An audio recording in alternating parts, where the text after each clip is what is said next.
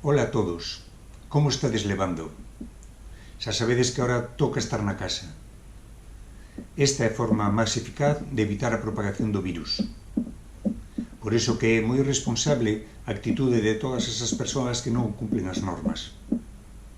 Tomade isto como unha nova experiencia na vida, que nos vai obligar a organizarnos de outra forma estes días. Será moi bo que organices o teu tempo.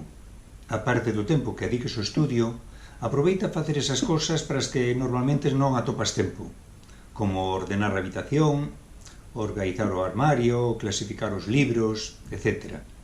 Tamén é moi importante facer exercicio, gimnasia, estiramientos, algún xogo que te obrigue a moverte. Aproveita a ler, a dibuixar, a pintar, a escoitar música, e se tocas algún instrumento xa non tes excusa para non ensaiar estes días. Aínda que non podades estar xuntos, fala cos compañeiros, incluso podedes facer por videoconferencia.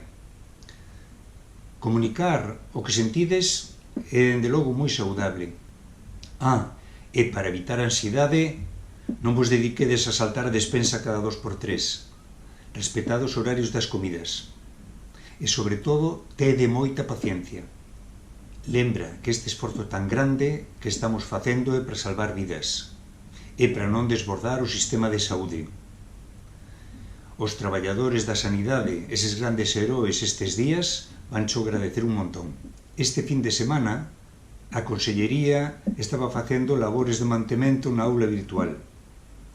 Así que a partir de mañán xa vos mando traballo. E ánimo, que xa queda menos para que nos vexamos outra vez na clase.